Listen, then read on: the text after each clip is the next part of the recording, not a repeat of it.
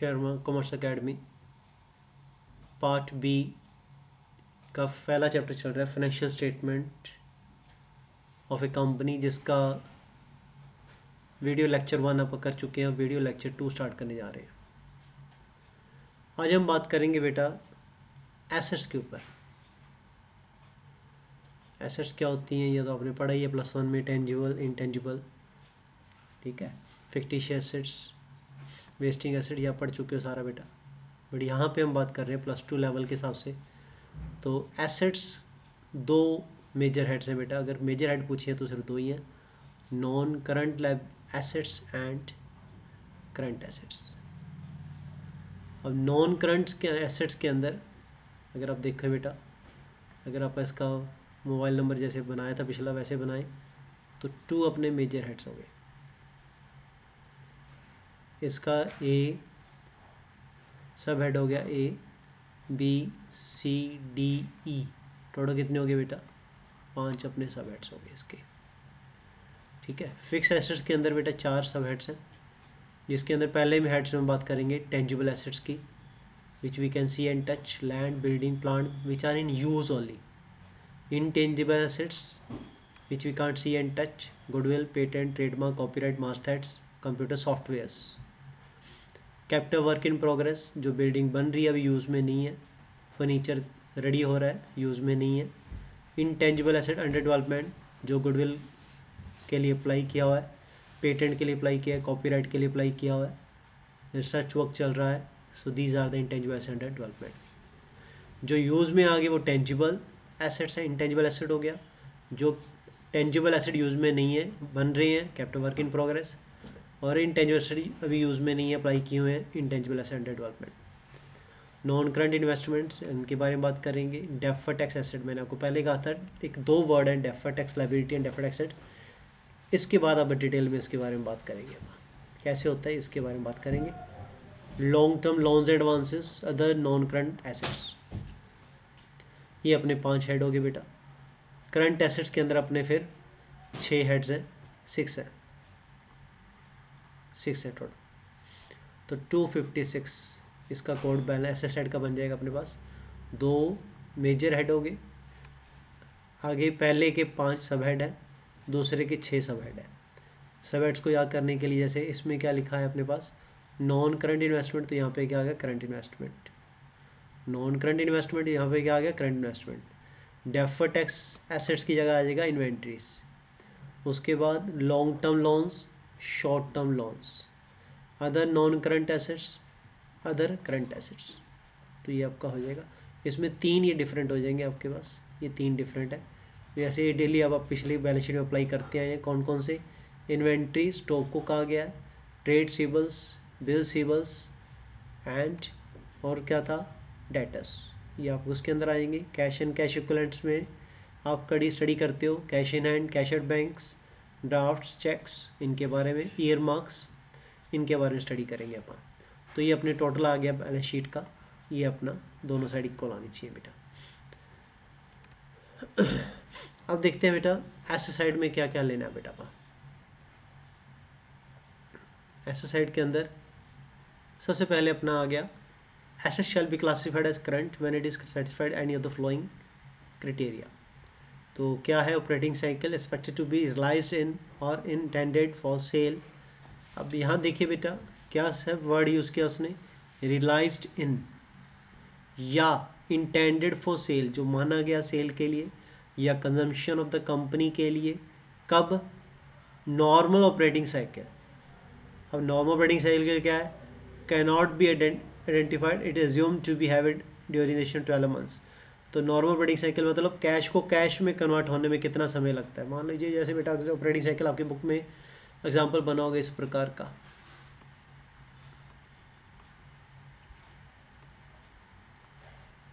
ठीक है ना, कैश में कैश कन्वर्ट होने में कितना समय लगता है।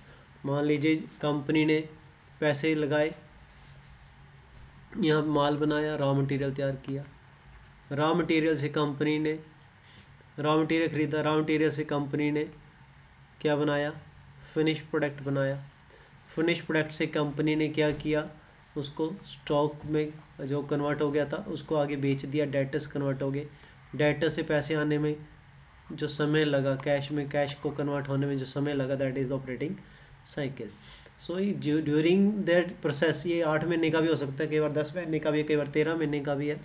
So that's the operating cycle. It is to be held primary for the purpose of being trade. जैसे अपन लायबिलिटी में देखा था, पर्पस ट्रेड के लिए होना चाहिए, और 12 मंथ्स का expected to be realise within 12 months, तो भी ऑपरेटिंग साइकिल करंट एसेट में आ जाएगा बेटा। और cash and cash equivalent unless it is a cash and unless it is realise strictly from the being exchange और use to be as a settled as a liability for the be least 12 months after the exporting date. तो ये 4 definition बेटा आपकी याद करनी है। तो अगर आप 4 डेफिनेशन के दायरे के अंदर कुछ ही आ जाती है तो वो करंट लायबिलिटी बन जाती, करंट एसेट बन जाती हैं, और 4 इनके पार्ट्स के अंदर नहीं आती तो वो बेटा नॉन करंट एसेट्स बन जाएंगी बेटा आपकी। तो पहली बात करते हैं फिक्स एसेट्स के अंदर। फिक्स एसेट्स के अंदर हमारे पास क्या क्या आता है, मैंने आपको बताया था टेंजिबल एसेट्स, जिसमें land, building, plant, equipments, furniture, fixtures. Word आता है फर्नीचर एंड फिक्सचर। देखिए फिक्सचर जैसे आप कैसे, कई कॉलेजेस ऐसे हैं या कई सिनेमा हॉल ऐसे हैं जहाँ पे चीज़ें फिक्स्ड होती हैं, जैसे चेयर्स फिक्स्ड होती हैं, फैन फिक्स्ड होते हैं, फिक्सचर्स, ठीक है। Vehicles, office equipments and others. तो टेंजिबल एसेट्स है which we can see and touch. Intangible asset में goodwill, brands, trademark, computer software, mastheads, publication. Masthead publications में क्या है आपका, जैसे कई कंपनियों ने अपने फाइल का पहला पेज रजिस्टर्ड करा रखा है, तो वो मास्टहेड्स और पब्लिकेशंस में आएगा। टाइटल्स पेज उनका जो करा रखा है जो कि कोई और नहीं बना सकता, सिर्फ वही लिख सकते हैं, उसी को कॉपीराइट है, ठीक है। जैसे रिलायंस कंपनी का या कई और किसी कंपनी का, अच्छी कंपनियों का जो बने होते हैं उनके लिए बेटा। Mining rights, copyrights, patents and other intellectual property rights. कई बार ये recipes, formulas, models, designs, licence, franchisee, ये सारी चीज़ें जो होती हैं इनको कोई और ना कर सके, इनके लिए आप लोग क्या करते हो, इन एक्ट्स के अंडर आप अपने आप को रजिस्टर्ड करा लेती हैं कंपनियां, और अपने राइट्स ले लेती हैं, जिस राइट्स को यूज़ करने के लिए आपको पे करना पड़ता है। तो ये सारी इंटेंजिबल एसेट्स के रूप में बन जाती हैं, क्योंकि एसेट्स की डेफिनेशन ही क्या है, it is the right and obligations which belongs to certain firms and organisations. तो इन ऑर्गेनाइजेशंस को बिलोंग करती हैं, तो वो क्या बन जाती हैं, intangible assets. Capital work in progress, काम चल रहा है, बिल्डिंग बन रही है। इंटेंजिबल एसेट्स अंडर डेवलपमेंट, जो पेटेंट के लिए अप्लाई किया हुआ है, अभी बट आपके राइट में नहीं, आप यूज़ नहीं कर रहे। नॉन करंट इन्वेस्टमेंट्स में सबसे पहला आपका आ गया equity instruments, preference shares, government security, debenture, mutual funds के अंदर आपकी कंपनी ने पैसे लगा रखे हैं। एक investments which are not held for the purpose of resale, अब आपको लॉन्ग टर्म पर्पस के लिए रख रखी है, आपने बेचने के लिए नहीं रखी हुई। डेफर्ड टैक्स एसेट बाद में बात करूंगा बेटा। लॉन्ग टर्म लोन एडवांसेस में कैपिटल एडवांसेस, सिक्योरिटी डिपॉजिट्स, यही वर्ड याद रखना, पेपर में आ जाता है, बहुत कंफ्यूज करता है ये। Capital advances, capital advances means आपने कोई एसेट खरीदनी है, उसके लिए आपने एडवांस दे रखा है आपने। सिक्योरिटी डिपॉजिट कर रखी है आपने, जैसे टेलीफोन एक्सचेंज के अंदर आप सिक्योरिटी डिपॉजिट करा देते हैं, या कोई ऐसी और चीज़ों के लिए आप सिक्योरिटी डिपॉजिट करानी पड़ती है, जो कि रूल है कि जब तक आप उस चीज़ को यूज़ कर रहे हो, मान लो कोई ऐसी एसेट आपने बाहर से फॉरेन से हायर की, तो उन्होंने कहा कि आप अगर आप इसको यूज़ करना चाहते हो तो उसके लिए आप हमारे पास 20,000 10,000 जमा करवा दीजिए। So that's amount deposit for the 5 years और 10 ईयर्स और 20 years. So that is the security deposits. Current assets के अंदर करंट इन्वेस्टमेंट में आपके पास आ गया which are being held for less than 12 months. वो चीज़ें वही रहेंगी जो ऊपर पड़ी हैं, जैसे कि equity investments, instrument, preference shares, government securities, debentures, mutual funds. Next word आ गया हमारे पास inventories. Inventory include the following, raw material, कच्चा माल, वर्क इन प्रोग्रेस, अध कच्चा माल, फिनिश गुड्स, पक्का माल, जो माल बन के तैयार है। जैसे मैं एग्जांपल दूं बेटा, यहाँ पे आप ले सकते हो अपने एरिया के अंदर, जैसे कॉटन है, तो कॉटन क्या होगी, रॉ मटेरियल। कॉटन से धागा बन गया, that is work in progress. अब धागे से आपने कपड़ा बनाया, that is finish goods. Goods acquired for trading purpose, अब बना बनाया माल खरीदो, जैसे रेडीमेड्स लोग काम करते हैं, तो वो क्या हो गया, goods acquired for trading purpose. Store and spheres parts, जो कंपनियों के बड़ी बड़ी कंपनियां होती हैं जो मशीनें करती हैं, वो बड़े एट ए टाइम फिर क्या करते हैं, कुछ स्टोर एंड स्पेयर्स मेंटेन करती हैं, लूज टूल्स मेंटेन करती हैं, वो भी किसका पार्ट आ जाता है, इन्वेंट्री का पार्ट आ जाता है बेटा। ट्रेड रिसीवेबल्स के अंदर आप बात करते हैं बेटा बिल रिसीवेबल्स की एंड डेटर्स की। कैश एंड कैश इक्विवेलेंट्स के अंदर हम बात करते हैं cash in hands, cash at banks, cheques, drafts, इनकी बात करते हैं। शॉर्ट टर्म लोन्स एडवांसेस के अंदर हम लोन्स एडवांस जो हमने दे रखे हैं short term point of view से उनकी बातें करेंगे बेटा। अदर एक्सपेंसेस, प्रीपेड एक्सपेंस, ये आप अंडरलाइन कर लीजिए, मोस्ट इंपॉर्टेंट है बेटा, ये पेपर में आ चुका है बहुत बार। प्रीपेड एक्सपेंसेस एडवांस टैक्स जो आप पे करते हो किस में शो करोगे, ये आपका एसेट हो जाएगा जो कि अदर एसेट के अंदर आएगा। तो इसका मेजर हेड अगर आप मान लो पूछ लो बेटा इसका मेजर हेड लिखो बेटा, तो मेजर हेड कौन सा बनेगा, इसका नॉन करंट एसेट बनेगा बेटा। और इसका बेटा अगर पूछ ले पेपर के अंदर इसका सब हेड लिखो बेटा, क्या बनेगा इसका, तो इसका सब हेड बन गया अदर करंट एसेट्स बेटा। तो नॉन करंट एसेट के अंदर अदर करंट एसेट के अंदर ये 1 मार्क्स क्वेश्चन बन गया आपका, एमसीक्यू उसके अंदर भी आया था या दूसरों भी आया था बेटा। अब आ जाती कॉन्टिजेंट लायबिलिटी है। ये मोस्टली क्या होता है बच्चे क्या करते हैं इसको नहीं पढ़ते, बट ये बहुत बार पेपर में आ चुका है। कॉन्टिजेंट लायबिलिटी विच मे और may not right bad upon the future events happening in futures, it is not recorded in the books of counts but it is disclose in the notes to count. बेटा याद रखना ये show नहीं होता but notes to counts में show होता है। जैसे claim against company not acknowledge as debts, आप देखिए कंपनी के बाद गारंटी देती है, जैसे आप मोबाइल खरीदते हो मोबाइल के ऊपर 1 ईयर की वारंटी मिल जाती है, आपको गारंटी मिल जाती है, आपको वारंटी आजकल तो गारंटी खत्म हो गई वारंटी होती है। तो दैट अब 1 साल तक कंपनी के लिए वो क्या बन गई, कॉन्टिजेंट लायबिलिटी बन गई, क्योंकि हो सकता है कम उस कस्टमर ने जो मोबाइल खरीदा वो ख़राब हो सकता है ना हो, तो डिपेंड करता है, कॉन्टिजेंट लायबिलिटी बन जाती है। Other money for which the company is contingently liable, अब कंपनी ने मान लो कॉन्ट्रैक्ट लिया है, अब कॉन्ट्रैक्ट लिया है तो या कोई ऐसी किसी की गारंटी ली है कंपनी ने, ठीक है, या जो डिस्काउंटिंग करवा लेते हो, ठीक है, म्यूचुअल ये सॉरी डेट क्या कहते हैं इसको, कुछ इंस्ट्रूमेंट आपने डिस्काउंट करा लिए हैं, तो उस केस के अंदर भी क्या बन जाती है, कॉन्टिजेंट लायबिलिटी बन जाती है कि पार्टी पे करेगी या नहीं पे करेगी।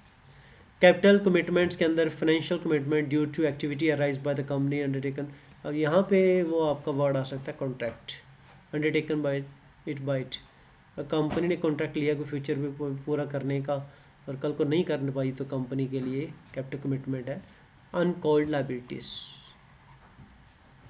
ठीक है, इसके अंदर ये वर्ड याद रख लेना बेटा। अब यहाँ पे जो मैंने स्टार्टिंग में कराया था ये आप याद रखना, बैलेंस शीट किस शेड्यूल में आती है बेटा, ये बैलेंस शीट किस शेड्यूल में आती है बेटा, शेड्यूल 3 पार्ट 1 कंपनी एक्ट 2013, ये 1 मार्क्स क्वेश्चन आपका बन जाता है बेटा इसमें। उसके बाद हम बात करते हैं क्वेश्चन नंबर 4 के ऊपर, देखिए list the item which are to presented under the major heads current assets के अंदर, तो वो कौन कौन सी हैं आपकी, आप किसकी बात कर रहे हो, करंट एसेट में आपको कितने हेड्स किए थे बेटा, मेरा कोड वर्ड याद करो 2, कोड वर्ड क्या था बेटा 2, फिर 5, फिर 6, मेजर हेड्स कितने हैं 2, नॉन करंट एसेट के हेड सब हेड्स कितने हैं 5, और करंट एसेट के सब हेड कितने हैं 6, तो टोटल अपने पास 6 हैं बेटा। हम बात करेंगे कितने किस में बात करेंगे, ABCDEFGF तक 6, current investment, inventory, trade receivables, cash and cash equivalents, short term loan advances, grade. अब पेपर में क्या पूछ लेते हैं मोस्टली जो आ चुके हैं मैं उनके बारे में बता दूं, तो इन्वेंट्री बहुत बार आ चुका है और कैश एंड कैश इक्विवेलेंट बहुत बार आ चुका है, ये 2 हेड्स ऐसे हैं जो बहुत बार आ चुके हैं पेपर के अंदर, ठीक है। अब एक क्वेश्चन देखते हैं बेटा, जैसे इन्होंने from the flowing information extracted from the books of the XY limited by very balance sheet of the company at 31 March 2012 as per the schedule 3 of the, इसको ऐसे पढ़ो बेटा, schedule 3 of the company at 2013, ठीक है बेटा, इसको ऐसे show करना बेटा, जिसमें लॉन्ग टर्म बोरिंग दे रखी है, ट्रेड पेबल्स दे रखे हैं, शेयर कैपिटल दे रखे हैं, reserve surplus, fix assets, inventory, trade receivable, cash and cash equivalent. मान लो ये 3 मार्क्स का क्वेश्चन आ गया पेपर में, तो आपने क्या करना है, बैलेंस शीट बनानी है। बैलेंस शीट बनाने से पहले अगर आपको लगता है कि वर्क नोट्स टू काउंट्स में शो करके इसको हेड नंबर दिख दें, तो यहाँ पे बेटा आप लोग सिर्फ क्या कर सकते हो, यहाँ पे हेड नंबर दे सकते हो 1 2, वर्किंग नोट में शो कर दो। शेयर कैपिटल आपकी कितनी है बेटा 400। हालांकि बेटा शेयर कैपिटल को शो करने का तरीका क्या है, शेयर कैपिटल कैसे बनाते हैं अपन, वर्किंग नोट बनेगा शेयर कैपिटल का ऐसे बेटा। उसमें आप दिखाते हैं, सबसे पहले आती है ऑथराइज कैपिटल। इसमें number of share, face value of share, फिर उसका मान लो 10 लाख के शेयर आपके पास ऑथराइज्ड। फिर उसके बाद इशूड कैपिटल, फिर आप क्या शो करते हो, इशूड कैपिटल कितने शेयर हैं, इसमें इक्विटी शेयर कितने हैं, प्रेफरेंस शेयर हैं, दोनों हैं तो बेटा दोनों का अलग अलग शो करते हो। फिर उनकी अमाउंट 7 लाख के वो हैं, ठीक है, 3 लाख के आपके इशूड किए आप लोगों ने दूसरे सब्सक्राइब्ड कैपिटल। फिर यहाँ भी आपको मेंशन करना पड़ेगा प्रॉपरली, ठीक है। उसके बाद सब्सक्राइब्ड कैपिटल, सब्सक्राइब्ड कैपिटल आगे दो भागों में बांट दोगे बेटा। सब्सक्राइब्ड कैपिटल, सब्सक्राइब्ड कैपिटल में क्या क्या आ जाएगा बेटा, subscribed and fully paid up, वो शेयर होल्डर जिन्होंने पूरी फेस वैल्यू पे कर दी है, जितनी कंपनी ने मंगाई थी वो पे कर दी है, उसके बारे में उसकी अमाउंट आ जाएगी। अब बेटा यहाँ पे डबल लाइन लगानी है, इसका मतलब these are not the part of total of the calculation. जब टोटल करोगे उसमें ये दोनों आइटम नहीं लोगे, ना तो आप ऑथराइज कैपिटल लोगे, जस्ट टू शो होता है, इशूड कैपिटल भी नहीं लोगे बेटा, ये भी जस्ट शो होता है। तो क्या लोगे, subscribed and fully paid up की कैपिटल की अमाउंट लोगे, ये आप शो भी करोगे और उसको लोगे टोटल के अंदर भी। जैसे मान लो उसकी अमाउंट आ गई, फिर आएगा subscribed and partly paid up. अब पार्टली पेड अप के अंदर पहले तो लिखोगे, मान लो 100 शेयर होल्डर हैं, 100 के हिसाब से कितना आना चाहिए था, 10,000। अब मान लीजिए उस शेयर होल्डर ने कॉल इन एरियर नहीं दी, कॉल इन एरियस 3,000 रुपया नहीं आया, तो कितना आ गया, 7,000 उसने आपको पे कर दिया। तो यहाँ पे उसको शो करोगे 7,000 आपको पे हो गया, एंड प्लस शो करोगे शेयर फॉरफिटेड काउंट, वो शेयर जो फॉरफिट तो हुए थे बट रीइशू नहीं हुए। तो मान लो अगर 50 शेयर ऐसे हैं जो 5 रुपये के हिसाब से फॉरफिट हो चुके थे, तो 250 रुपया उसका अलग से शो करोगे बेटा। सो अब टोटल में किस किस को लोगे, यहाँ पे टोटल जब करोगे तो टोटल में लोगे, एक तो आप ये फुली पेड अप का, एक पार्शली पेड अप की और एक फॉरफिट की, इनकी टोटल की जो अमाउंट आएगी तीनों का जो टोटल करोगे वो यहाँ पे लिखा जाएगा शेयर कैपिटल के अंदर फर्स्ट हेड के अंदर। तो ये वर्किंग नोट नंबर आपका 1 बन गया। तो यहाँ पे आप पेपर के अंदर लिख के आओगे notes to accounts working note number 1। तो ये बेटा आपका पूरा बन जाएगा। आगे क्वेश्चन और भी देख लेंगे, ये बाई चांस आ गया था इसलिए मैंने थोड़ा सा और समझा दिया इसके अंदर।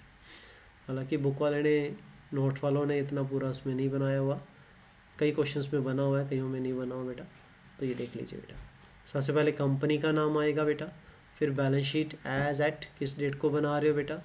कई बच्चे गलती से फॉर द लिख देते हैं, वो गलत है, या कुछ लिखते ही नहीं, वो गलत है बेटा। तो अमाउंट्स में 1000 में आपकी अमाउंट्स आ रही हैं, तो आप 40,000 जैसे ये यहाँ पे दे रखा है बेटा, क्वेश्चन में दिया होती चीज़ों को आपको थोड़ा सा ध्यान से देखना है बेटा, फिर आपको मुश्किल नहीं आएगी। रिजर्व, अब हेड्स आपको याद करने पड़ेंगे। अब इसका मैंने क्या कोड दिया था आपको, मैंने 43044। मेजर हेड्स कितने हैं, 4 हैं। पहले हेड के कितने हैं, 3 हैं। दूसरे का कोई सब हेड नहीं है। करंट लाइबिलिटी के, नॉन करंट लाइबिलिटी के 4 हैं और करंट लाइबिलिटी के भी 4 हैं। और एसेट हेड का कितना दिया था मैंने, 256। ठीक है, बाकी अगर आपको लगता है मोबाइल नंबर बनाना याद करने के लिए तो आगे 00 लगा लो, तो you can have the remember like this only. इसमें 5 बन गए आपके, इसमें 5 बन जाएंगे आपके, तो ये आपका मोबाइल नंबर बन जाता है बेटा। Share application money pending allotment, तो ये आपको मैंने पहले ही कहा था, वैल्यूएशन पॉइंट वैसे नहीं आता, जस्ट शो ही करना होता, लिखना ही होता, हेड है। नॉन करंट लायबिलिटी में लॉन्ग टर्म बोरिंग, अब पेपर में कई बार बच्चे पूछ लेते हैं सर कि बाकी जो अमाउंट आई नहीं है इनको लिखना ज़रूरी है। देखो बेटा, अगर उसने पूरा फॉर्मेट पूछा फिर तो लिखना जरूरी है। अगर उसने सिंपली ये लिखा कि बैलेंस शीट बनाइए, तो ये आइटम्स की बैलेंस शीट को बनाइए, फिर आपको ज़रूरत नहीं है बेटा लिखने की, फिर जितना दिया गया सिर्फ उसी को फॉलो अप कर लीजिए, बाकी छोड़ दीजिए, कोई दिक्कत नहीं है। पर आपको ये पता होना चाहिए कि कौन सी आइटम किस तरफ आनी है, फिर आपके लिए बहुत ईजी रहेगा बेटा, फिर आपको मुश्किल नहीं आएगी। तो ये आपकी पूरी बैलेंस शीट तैयार होगी है बेटा, और इसका टोटल दोनों तरफ का आपको रूल के कॉन्सेप्चुअली काउंटिंग इक्वेशन कॉन्सेप्ट जो लगता है बैलेंस शीट के ऊपर, तो उस हिसाब से आपका पूरा इक्वल आएगा बेटा एंड पे। फिर क्वेश्चन है prepare the balance sheet of the AB limited on 31/2012 for the given below. तो ये आपके पास सेम उसी पैटर्न का क्वेश्चन फिर आ गया बेटा, उसी को शो करना है, उसको कंप्लीट बनाना है। ये बना हुआ बेटा इसका, इन्होंने आइटम दे रखी है, और इसी को हमने फिर आगे शो किया हुआ है। शेयर होल्डर्स फंड बोल्ड करके लिखना है बेटा, शेयर कैपिटल छोटा करके लिखना है ABCD, ठीक है। Share application money pending allotment जो मैंने आपको बताया था, जिनको किसी कारणवश कंपनी शेयर अलॉट नहीं कर पाई but closing of the account होने की वजह से कंपनी को अलग से शो करना पड़ा, तो share application money pending allotment के अंदर शो कर दिए 40 शेयर्स। इनको हम शेयर कैपिटल इसलिए शो नहीं कर सकते क्योंकि अभी इनको अलॉटमेंट नहीं हो पा रही, और जिनको वारंट इशू है उनको भी शेयर अलॉट नहीं, इसलिए इन दोनों की बाइफिकेशन आपको करनी पड़ेगी, वरना आपका क्वेश्चन सोल्यूशन गलत हो जाएगा आपका। ये बेटा ऐसा साइड आ गई है, इनका टोटल देख लीजिए 1135 1135। अगर करंट ईयर की फिगर दी है तो उसको लिख दीजिए, प्रीवियस ईयर की दी है तो लिख दीजिए। 99% करंट ईयर की दी होती है, उसके अकॉर्डिंग ये क्वेश्चन सॉल्व होते हैं बेटा। अब यहाँ पे सिर्फ शेयर कैपिटल पूछी है इन्होंने, ये बहुत बढ़िया क्वेश्चन है। क्वेश्चन देखते हैं इसको। ऑन 1 अप्रैल 2011 शोका limited was formed with an authorise capital. अभी जो मैं आपको फॉर्मेट समझा रहा था वही फॉर्मेट आ गया बेटा। यहाँ पे 1 करोड़ का क्वेश्चन है, divided into 2 lakh equity share rupees 50 each. The company issue prospect inviting application for 1.5 lakh shares. The issue price were payable as follows, 15 रुपये, 20 रुपये एंड टोटल 50 का है, तो बाकी रह गया अपने पास 15 बेटा। The issue were fully subscribed and the company allotted shares to all the applicants of the company did not make the call during the year. Company ने कॉल मंगाई नहीं, दैट भी 35 रुपये मंगा के सारा काम चलाया हुआ कंपनी ने। तो एज़ पर रिक्वायरमेंट जब से जरूरत पड़ती है वैसे ही पैसे मंगा लेती है कंपनी। तो फिर क्या लिखा गया आगे, द इशू फुली सब्सक्राइब्ड हो गया। तो कंपनी ऑल्सो नीडेड 5000 शेयर ₹50 जो fully paid for the vendor. ये कंपनी ने बाकी शेयर वहाँ पे इशू करती हैं। टोटल शेयर है कंपनी के पास 2 लाख के, जिसमें 1.5 लाख के आपने पब्लिक ऑफर किया है, 50,000 का कॉन्सिडरेशन अदर देन कैश को वेंडर को इशू किए हुए हैं। टॉपिक आपने किया हुआ है तो आप लोगों को मुश्किल नहीं आएगी बेटा शेयर कैपिटल के अंदर। Show the share capital in the balance sheet of the company at 31 March 2012 as shown the notes to accounts. तो बेटा ये बैलेंस शीट है अशोका लिमिटेड की एज ऑन 31 की। एक्सट्रैक्ट इसलिए लिखते हैं क्योंकि आप पूरी बैलेंस शीट नहीं बना रहे। ये जो बच्चे, अगर आप लास्ट जिन बच्चों ने 100 आउट 100 स्कोर किए होते हैं उनका ध्यान से देखना, ये चीज़ें मेंशन होती हैं चीज़ें। मैं इसलिए कह रहा हूँ आप लोग इन चीज़ों को मेंशन करने की आदत डाल लोगे, छोटे होते ही क्लास में डाल लोगे तो आपके लिए मुश्किल नहीं आएगी बेटा। Particular notes to accounts previous year, current year, previous year. तो shareholders fund share capital का वर्किंग नोट नंबर 1 बनाया है। अब देखते हैं वर्किंग नोट बेटा। अब इसमें वर्किंग नोट में इन्होंने पूरा बाइफरकेट किया होगा कि ऑथराइज कैपिटल देखिए बेटा, ऑथराइज कैपिटल, ठीक है। यहाँ पे इशूड कैपिटल ये आ गया आपकी, इशूड के बाद सब्सक्राइब्ड कैपिटल आ जाएगी बेटा, ये रही subscribed and fully paid up. अब लाइन नीचे लगाने का लॉजिक, अब ये share issue paid to issue to vendor अलग से शो करना है और जो पब्लिक को दिए वो अलग से शो करना है, हालांकि दोनों का बाइफरकेट करके आपने अमाउंट दिखा देनी है।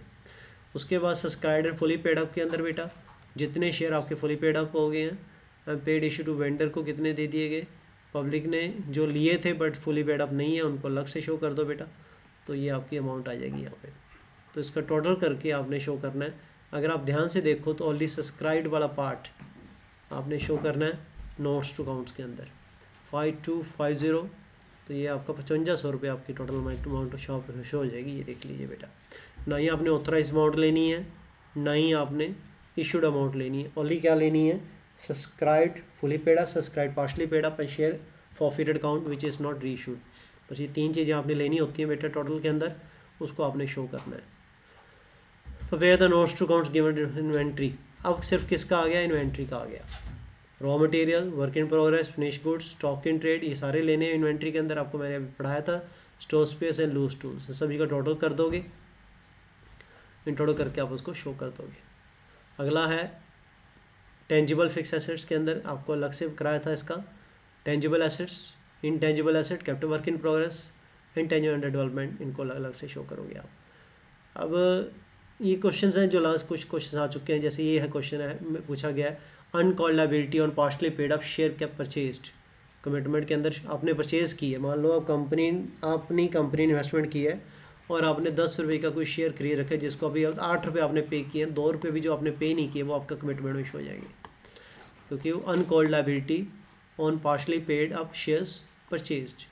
प्रीमियम और रिडम्पशन ऑफ डिबेंचर, प्रीमियम देना है डिबेंचर की रिडम्पशन के समय, तो that is non current liability and other current liability, long term liability अभी नहीं है। और अगर मेच्योर हो गया इसी साल पे करना है, फिर दोनों किस में आ जाएंगे, करंट लायबिलिटी के अंदर, अदर शॉर्ट टर्म लायबिलिटी के अंदर आ जाएंगे। ये फ़र्क बहुत बच्चों को मोस्टली गलत कर देते हैं, ये ध्यान रखना आपने। सिक्योरिटी डिपॉजिट फॉर टेलीफोन्स, अब मैंने आपको पहले ही बताया क्योंकि ये आपकी एडवांस चला गया है तो लॉन्ग टर्म लोन्स एडवांसेस में चला जाएगा। एसेट आपकी यू हैव राइट है, आपकी सिक्योरिटी है बेटा, आपने डिपॉजिट कराई है बेटा, ना कि किसी कस्टमर ने या किसी थर्ड पार्टी ने आपके पास जमा कराई, फिर आपकी लायबिलिटी बन जाएगी। Employee earned leave payable in the retirement. अब देखिए रूल के अकॉर्डिंग क्या होता है कि आपको 300 छुट्टियों तक की आपको एम्प्लॉई अर्नड मिल जाती है। लेस देन, इसे मैक्सिमम आपकी 300 है, लेस देन आप जितना मर्जी हो बेटा, तो नॉन करंट लायबिलिटी बन जाती है, because company is liable to pay to that employee. And long term provision इसलिए है क्योंकि इसकी प्रोविजन क्रिएट हो जाती है, provision for employees benefit schemes के अंदर इसको शो किया जाता है बेटा। प्रपोज डिविडेंड, क्योंकि बेटा पहले तो इसका रूल ये था कि इसको शो करते थे अपन, अब क्या आ गया, प्रपोज डिविडेंड शो कर देते थे, तो अब क्या आ गया इसके अंदर, करंट प्रपोज डिविडेंड जो होता है वो सिर्फ फाइनल डिविडेंड शो करते हैं, प्रपोज डिविडेंड शो नहीं करते अपन। तो करंट लायबिलिटी के अंदर इन्होंने शो कर रखा है, ये जो कि इसका नया कॉन्सेप्ट आ गया, अमेंडमेंट आ गया इसके ऊपर मेरे ख्याल 2018 की, इसको अपन बाद में डिटेल में स्टडी कर लेंगे बेटा। As per the revise schedule हो गया, ठीक है बेटा। ये हो गया बेटा अपना बैलेंस शीट का कॉन्सेप्ट कंप्लीट, ठीक है। और क्वेश्चंस आप लोग बुक से प्रैक्टिस करें, कोई डाउट हो बेटा मेरा मोबाइल नंबर दे रखा है, तो आप मेरे मोबाइल नंबर पे शेयर कर सकते हैं, I will clear your doubts, ठीक है। और अगर आपने इसके वीडियो लेक्चर्स कंप्लीट सिलेबस के लेने हैं तो बेटा you can contact for online और offline classes also. So thanks students.